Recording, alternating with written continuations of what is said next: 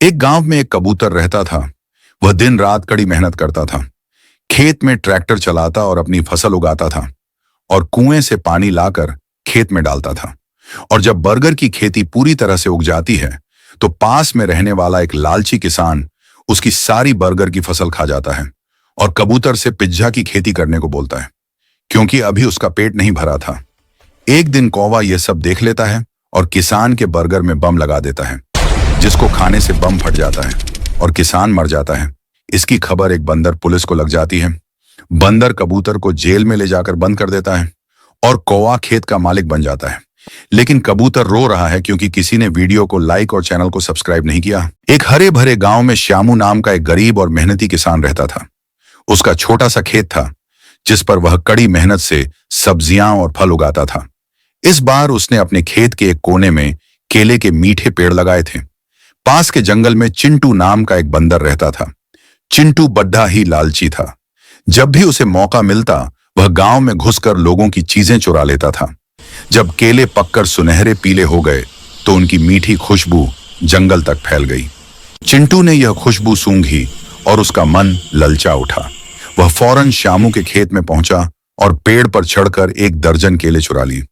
श्यामू ने जब टूटी हुई टहनियां और कम होते केले देखे तो वह समझ गया कि यह किसी शरारती जानवर का काम है। उसने जाल लगाने के बजाय एक युक्ति सोची। अगले दिन श्यामू ने सुबह सुबह एक बड़ी टोकरी में आधे पके हुए और थोड़े छोटे केले रखे और खेत के बीच में रख दिए। उसने चंटू को दूर से यह सब करते हुए देख लिया था। जब चंटू चोरी करने आया तो उसने देखा कि जमीन पर एक पूरी टोकरी में केले रखे हैं। वाह, आज तो मेहनत भी नहीं करनी पड़ेगी, यह सोचकर चंटू बहुत खुश हुआ। लेकिन चंटू बहुत लालची था। उसने सोचा, अगर मैं यह सारे केले उठा लूं और पेड़ से थोड़े और ले लूं तो मेरे पास बहुत सारे केले हो जाएंगे। चंटू ने टोकरी के सारे केले अपनी दोनों बाहों में भर लिए। केले इतने ज्यादा थे कि उसकी बाहें पूरी तरह भर गईं और वह मुश्किल से देख पा रहा था। वह पेड़ की तरफ भागा, लेकिन अब वह केले के गुच्छे को पकड़ नहीं पा रहा था क्योंकि उसके हाथ पहले से ही भरे हुए थे। वह लालच में न तो टोकरी के केले छोड़ना चाहता था और न ही पेड़ के नए केले ले पा रहा था। तभी श्यामू वहां आ गया। चंटू ने भागने की कोशिश की, लेकिन उसके हाथ भरे होने के कारण वह तेजी से दौड़ नहीं पाया और लड़खड़ाकर गिर गया। टोकरी के सारे केले बिखर गए। श्यामू ने प्यार से कहा, चंटू, तुम इतने लालची क्यों हो? अगर तुम्हें भूख लगी थी तो तुम मुझसे मांग सकते थे, लेकिन लालच में तुमने जो हासिल किया था वह भी गंवा दिया।